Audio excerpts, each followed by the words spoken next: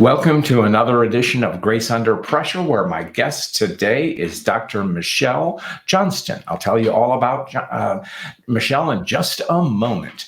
Grace Under Pressure is that show that deals with what's so often called the soft stuff, the caring, the commitment we exert for others. And when you do it on behalf of others as a leader, as you will find that Michelle is, and in the extraordinary work that she's done in her brand new book, it's quite exciting. So welcome to our show, Dr. Michelle Johnston. Thank you so much, John. I'm really excited to be here. Thank you. I want to tell folks all about you. Michelle Johnston is a management professor, a Gaston professor at Loyola University in New Orleans. She's also a very much in demand executive coach and leadership expert, helping individuals and organizations find their true self so they can become more effective at what it is they do. She got her PhD from LSU, and I think her undergraduate's at Auburn, if I'm not mistaken. You are now a chair of business at Loyola, and you teach in graduate and undergraduate programs. She is a quote, newcomer, sort of, 20 years in New Orleans, but she loves it. And anyway, her new book is why we are here. It's called The Seismic Shift in Leadership. Welcome, Michelle Johnston. Oh, thank you so much, John. I'm really excited to share what I've learned through all of my years of coaching and teaching. So great. Well, seismic shift in leadership. What's that all about? What's the concept behind it? So yeah, I'm sure a lot of people have been feeling it for sure. It's been going on not just during the pandemic, but I felt like for a while I had a front row view of this shift that was happening in leadership, which is what propelled me to write this book. About 8 years ago, I was doing my thing, teaching executive coaching, and I was coaching 3 executives who ended up all losing their jobs in the span of 1 year. And thankfully, that has never happened before. It's never happened after, but that certainly got my attention. And I had to look hard in the mirror and think, whoa, what did I miss? How could I have helped these leaders? And when I went back to the data book, John and I are both in an organization called 100 Coaches. And we were mentored by Marshall Goldsmith, who's the #1 executive coach in the world. And he started this whole process of feed forward. So whenever I begin an executive coaching relationship, I conduct 360 surveys and feedback. And so I have, to begin the coaching relationship, these thick data books full of qualitative data. So when these 3 leaders lost their jobs, I went back to the data to figure out why. What was I missing? And each one of them, their team, their direct reports, shared with me that they didn't trust their leader because they didn't find them authentic. They were not connected with themselves. They were disingenuous. They were trying to be somebody that they weren't. So there was a wall up. And whenever you're trying to be somebody you're not, I call it the mask of perfection. Whatever perfection is to you, whether you're trying to be perfect like your former boss or your former mentor, whatever in your head you think that this position is supposed to act like and look like, I call that the mask of perfection. And what it creates is disconnection. So all of these employees who worked for these leaders said there was a wall up. And so we felt like we couldn't trust them. So that was the beginning, kind of the lightning bolt of, whoa, you can't be a great leader and have any sort of connection with your team unless you're connected with yourself. And I honestly think, John, that the reason why I did spend years writing this book is because I realized that the reason why I wasn't the best coach to them at that time in my life is because I wasn't connected with myself. I was trying to be this professor in the classroom that I suppressed who I was in the classroom. I was trying to be who I thought a professor in the business school looked like and act like and sounded like. And I realized, oh my gosh, I need to do some soul searching and connect better with myself if I'm going to be the best executive coach I can be. I love that story, and I know some of your backstory, and I appreciate your candor and sharing it with us. So, top line, what is it that took you to and that inner self so that you could connect more authentically inward to project authentically outward? Any insights that you gained from that? Yeah, yeah, I had to spend a lot of time sitting down and writing and owning my story. And so that's a big part. I have all of my students and all of my leaders go through this process that if you're going to be truly connected with yourself in order to demonstrate authenticity so that you can connect with your team, you really have to spend time thinking about your childhood, your past, the story that you tell yourself, the script that you're telling yourself in your head of what makes you you. And you have to really think about, is there anything that you have a wall up about? Is there anything you're self-conscious about that is keeping you from presenting and demonstrating your whole self? So I'll give you an example. So what I realized is I grew up as a corporate brat and we moved around every 2 years. And I got really good at fitting in. Right? That's what you do. If you're in the military, if you're corporate, right, you get really good every 2 years of fitting in. And so I thought that this was a great thing, right? I enjoyed it. It had no complaints. But I realized as I became a professional that I had been in this routine of fitting in, and I really didn't know who in the world I was.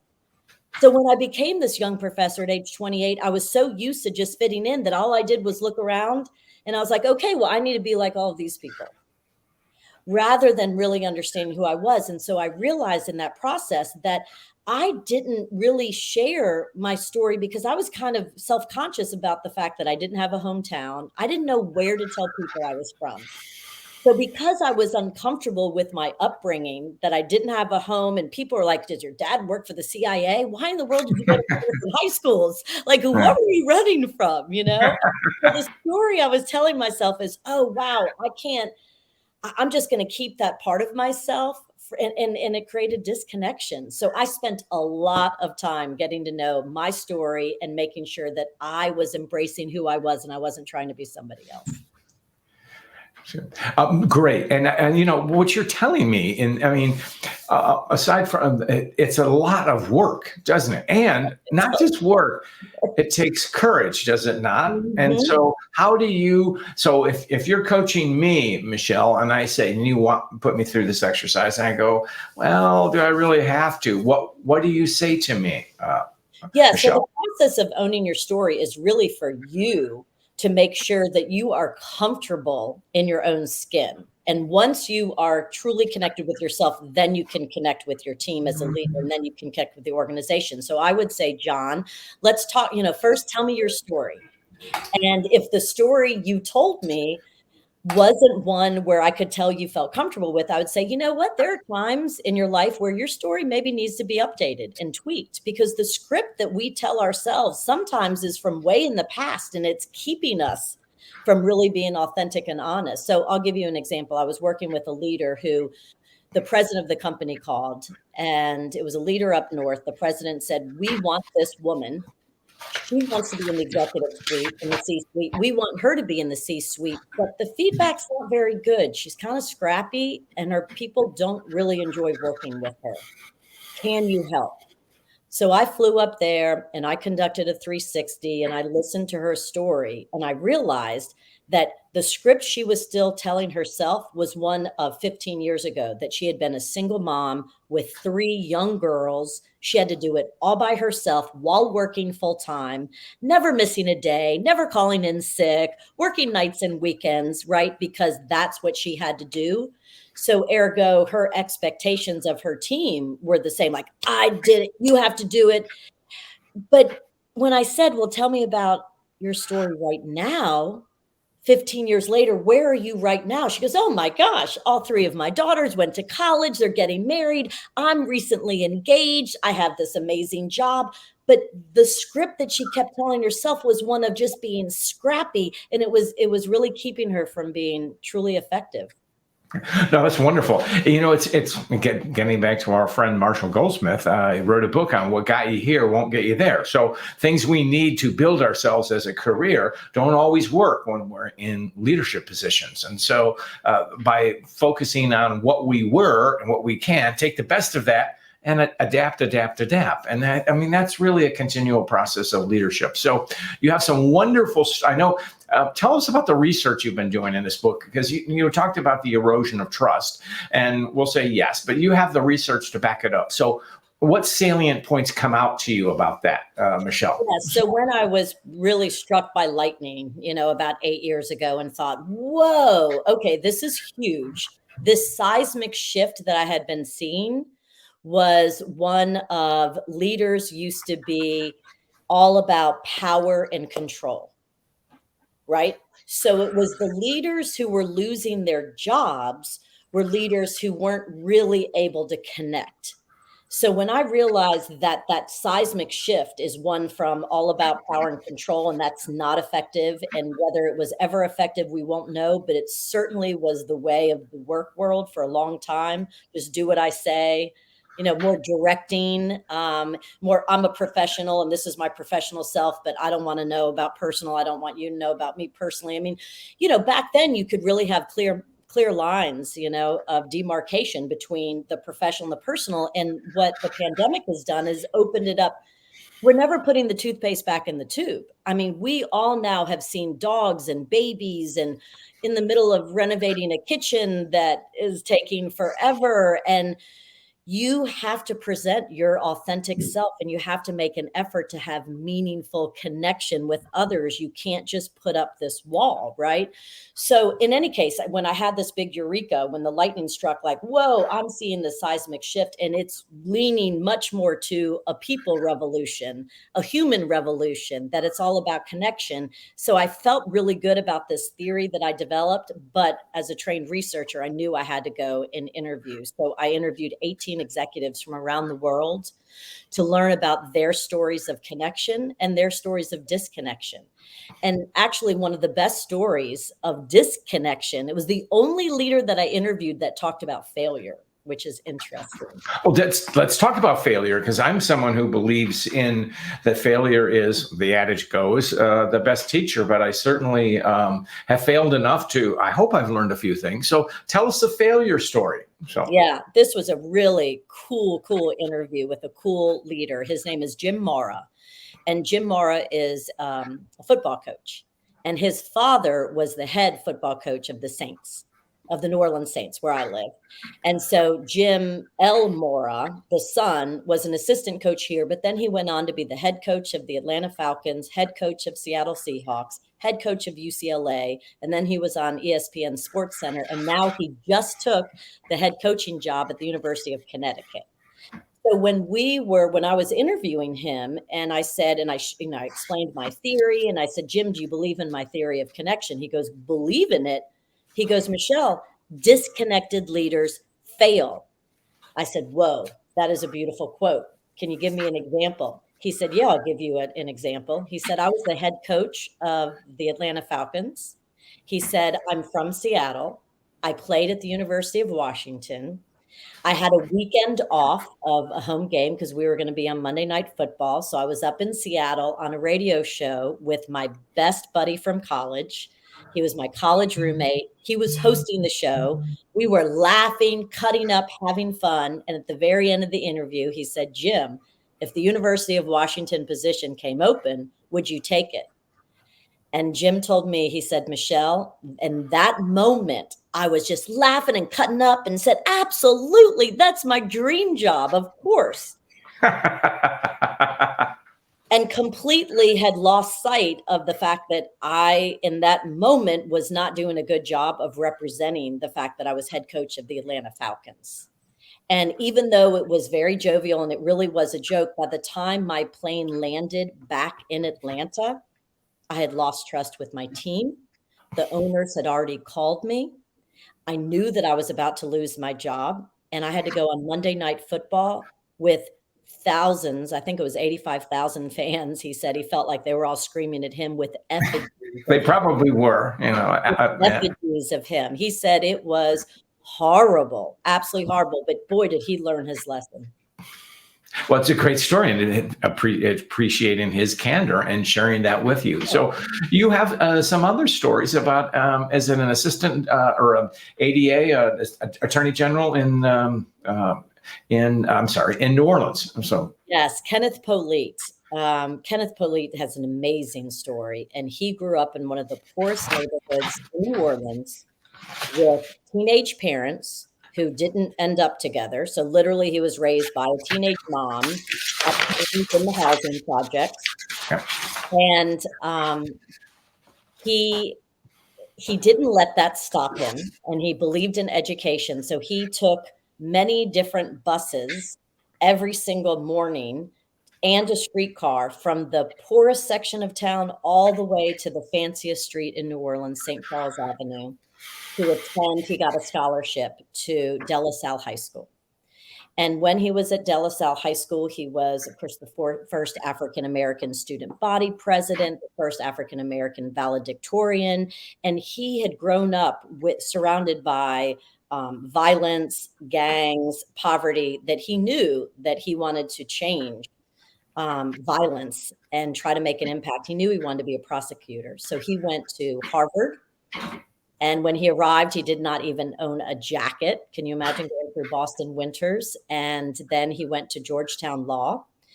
And right after that, he was an assistant DA. He was the attorney general in New York, and his half brother got killed. And he came back to do the eulogy in New Orleans. And he said, Michelle, he said, I walked into the bedroom of this half brother that I barely knew, and he was surrounded every day, every night by pictures of so many of his friends who had already died because of violence and gangs. And he said, so that day I knew I was going to return to New Orleans and make a difference. So he ultimately got the job here, and he changed the whole way that the office, the way that people saw attorney generals. It usually is a bastion of power. So it kind of goes back to the seismic shift. That's what it used to be. Power, prosecution, right? Heavy-handed. And he said, I wanted to make it, these were his words, all about connection. I wanted to connect with the community. I wanted to connect with my people. I didn't want people to see us in that all-powerful way, because we don't even have, of course we are. We're the prosecutors, right?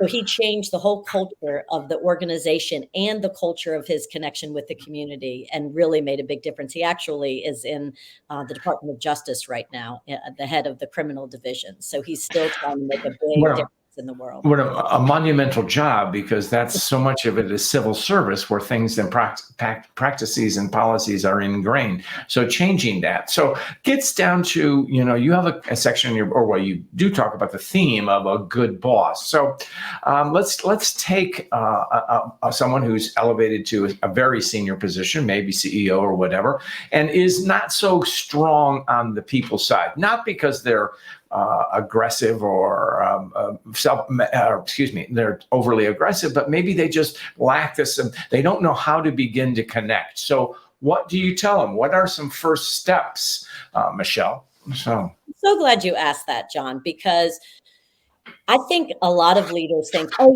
yeah, I need to put my people first for sure, and I need to connect. But connection can be this nebulous concept for sure. Like, okay, what do I do?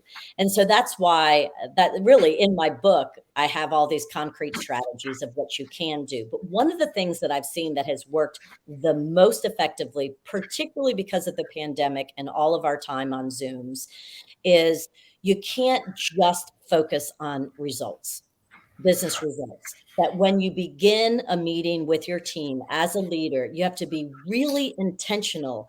And if it's an hour meeting, spend at least 10 to 15 minutes going around and connecting with your team. And so some people call these icebreakers. I like to call them just questions of connection. Let's just spend time today. My question of the day is, what's the best advice you've ever received?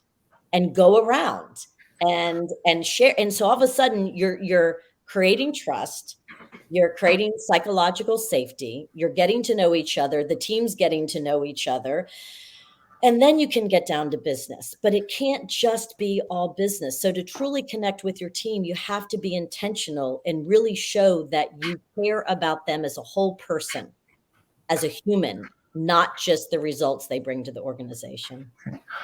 Thank you. Let's shift now to our now, which we are still struggling with the pandemic. We hope there's a light at the end of the tunnel that is not a train, but we still must be cautious. And we're working some people will work remotely for the rest of their careers. Others, it's the hybrid thing. So, but also but there's also the concept of leading through change and crisis, aside from what's going on in the world. So, what do leaders need to do? You have some concrete advice on this, Michelle.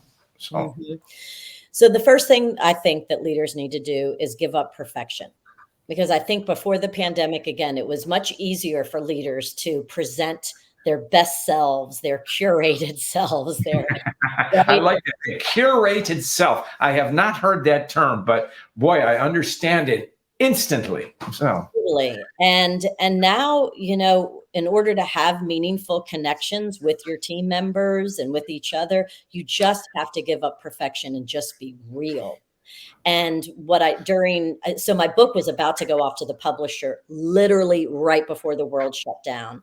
And considering my whole book, The Seismic Shift, is about connection, I realized the whole world was about to be disconnected and I couldn't send that book. Oh, is there a problem with that? I thought, So I need to figure out. So I went back and interviewed 9 out of the 18 leaders to figure out how they were connecting during this unbelievably unprecedented time.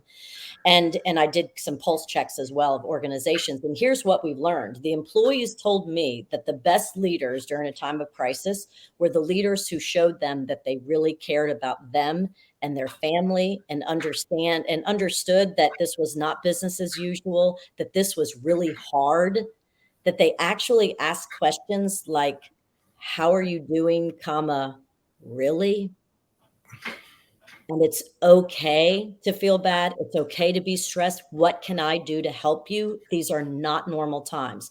So the employees told me those type of leaders, oh my gosh, they would do anything. They continued to be motivated, even though they were at home in a stressful situation because of the leadership they were seeing.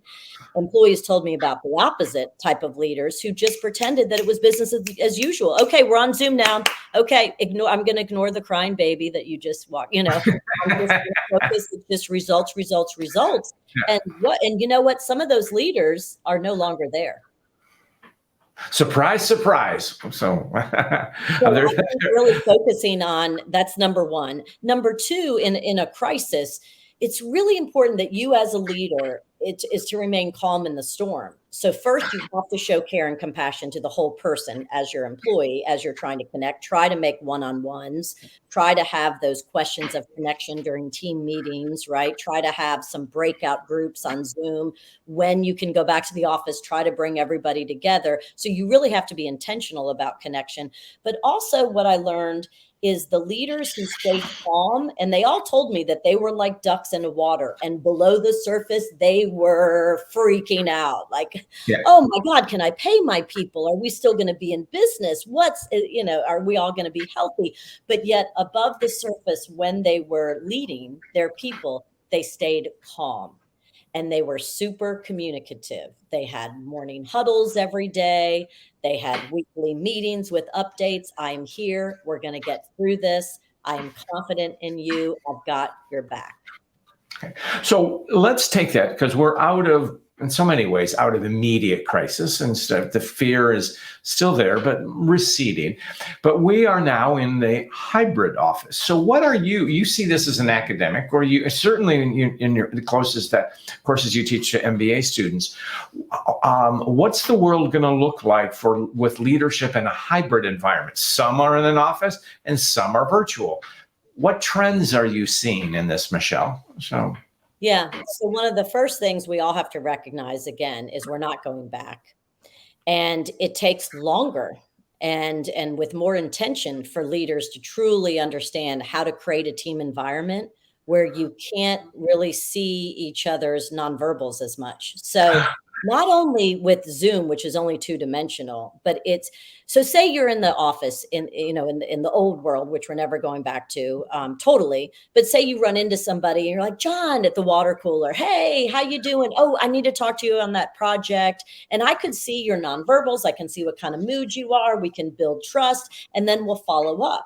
But we don't have many of those opportunities anymore. So then you send a text message. So you use digital communication. You send a text message, hey, give me an update on that project. But you didn't have any of that other interaction, face-to-face interaction. So human beings assume the worst.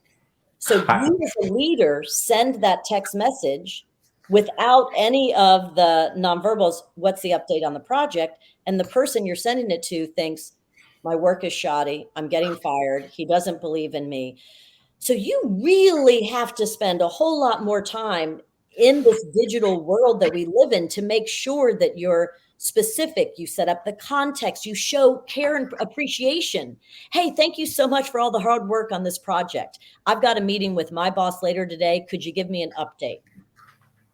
I love this, because what you're doing is you're providing the context, giving tangible advice and things that we may not focus on because we're in a hurry. I got to get things done and stuff. And so the human condition does not change just because we're in a 2-dimensional world, correct? No. And you really have to, think about John and I are on calls on Monday mornings with Marshall. And he does such a great job of presenting a topic. And then immediately we get to go in breakout groups and talk with one another. That's what builds a team.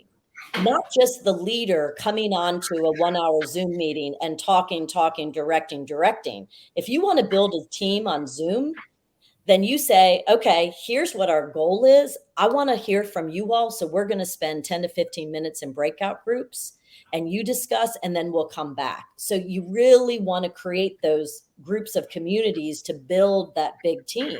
You can't just be speaking at people. Great. This is so informative, and we could go longer and longer and longer, but we're coming toward the end of our show. And viewers know that I ask every guest a question about grace. And so do you have a story of grace for us, Michelle? So I have a person. Well, so there's been a lot of suffering, right? These past almost 2 years with the pandemic. And we're surrounded by sickness, illness, and death and disconnection. And it's been incredibly hard. And so a lot of people struggle, right? So one of the things that I did, and the grace that I had to show myself, is there were times when I really internalized and over empathized with what all of my leaders and students were going through. They were struggling, they were unhappy, they were depressed, they were miserable, they were anxious. And so at the end of the day, I was carrying all of this around. And so sometimes I would bake brownies just to lick the bowl. Oh, we're going to edit this out. No, I'm not. With a spatula. And honestly, the grace that I had to give myself was, you know what? If that's what it took to get me through that really hard day, so be it. That was the grace that I had to show myself. I am so glad you talked about that, because you are an outward giving person, and you talked about what so many leaders do, and you were leading your class, of course, teaching them, but also, and you are assuming some of their burdens, as good leaders do, internalize the pain you do because you're empathetic. Okay. But there's a limitation, and show myself grace, because grace is a gift that we can show ourselves, and we need it. And should we not do that, Michelle, and you know this well, we won't be able to show grace to others. So, right. That is so right. You have to give yourself permission. If you had a bad day, we are in the middle of a lot of suffering. And if you had a bad day and you couldn't get out of bed on a Saturday, it's okay. Give yourself permission. It's okay. This is hard. I think that's grace. Correct. No, it is true. Michelle, how can people find you? Seismic Shift, where we will put it in the notes. But so how can people find you? Yes. So the Seismic Shift in Leadership is on pre-order on Amazon, Barnes and Noble, all of the outlets. And you can go to my website to learn more, michellekjohnston.com. We will put that in the website.